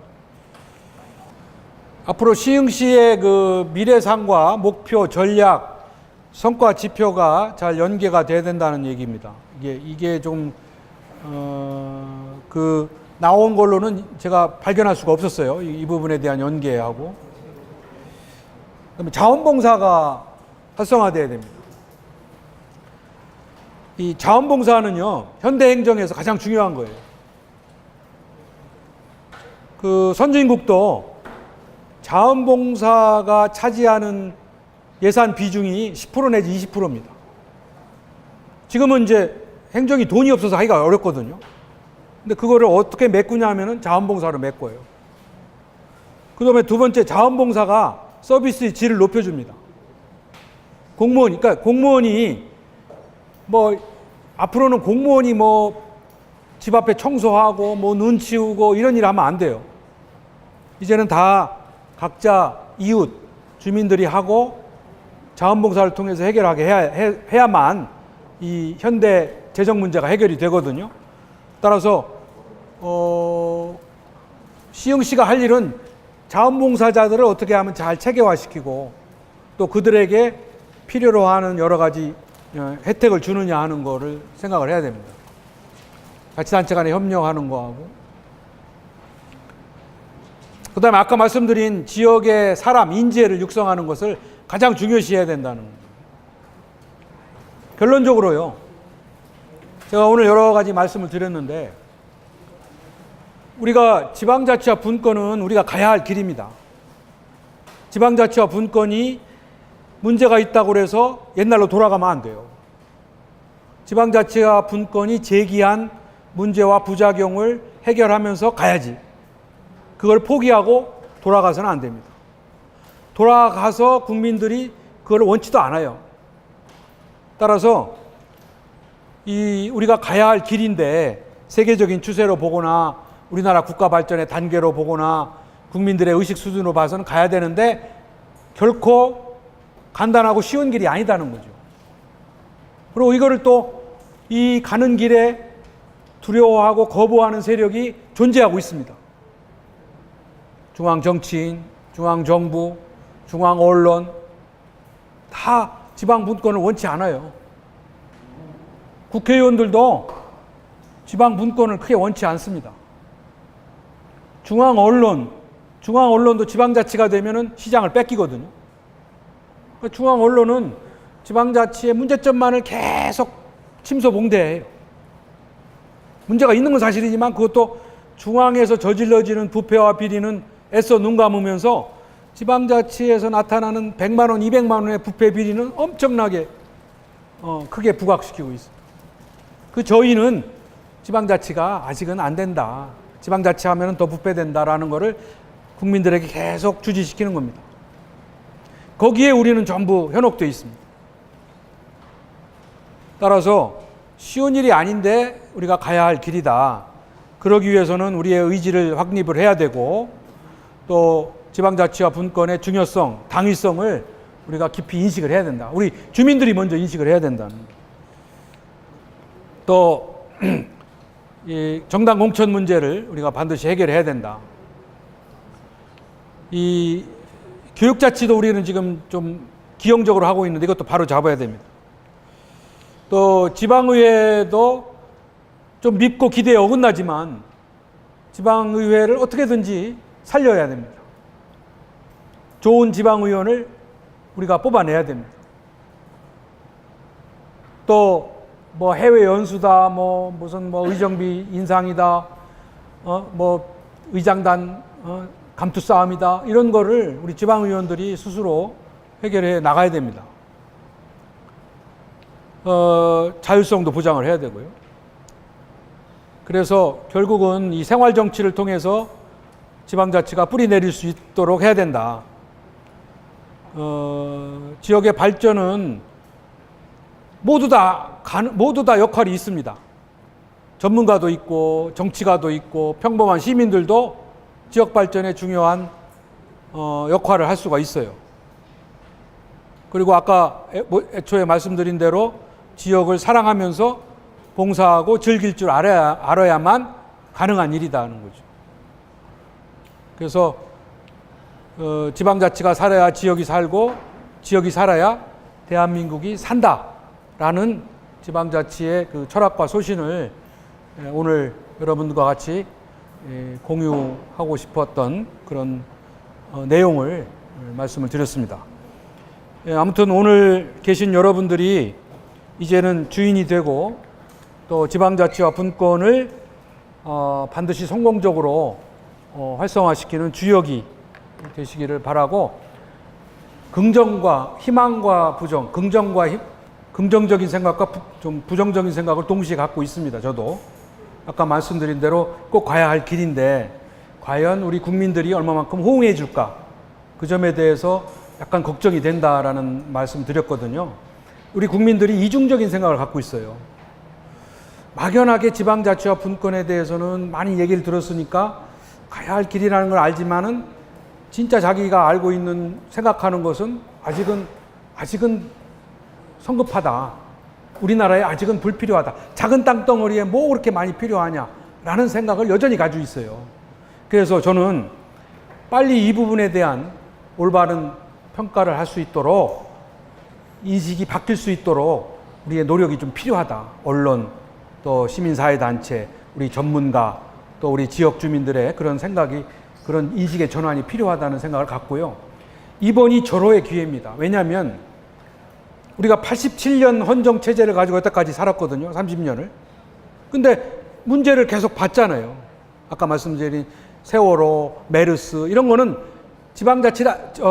그 자치와 분권이 안 됐기 때문에 나온 문제예요. 그래서 이번에 헌정 체제를 바꾸는 헌법 개정을 할 때는 반드시 지방 분권이 존중되는 것이 담겨져 있어야 된다는 거죠. 그거는 그렇게 하기 위해서는 우리가 좀 깨어 있어야 되고 우리 국민들의 거기에 대해서 호응을 해줘야 된다는 이야기를 오늘 말씀을 드린 겁니다. 또 그러기 위해서는 아까 말씀드린 우리 어떻게 보면 우리 을들의 반발과 저항, 단결이 필요하다는 얘기를 드린 거고요. 그 다음에 재정적인 문제도 역시 마찬가지예요. 쉬운 문제가 아니거든요.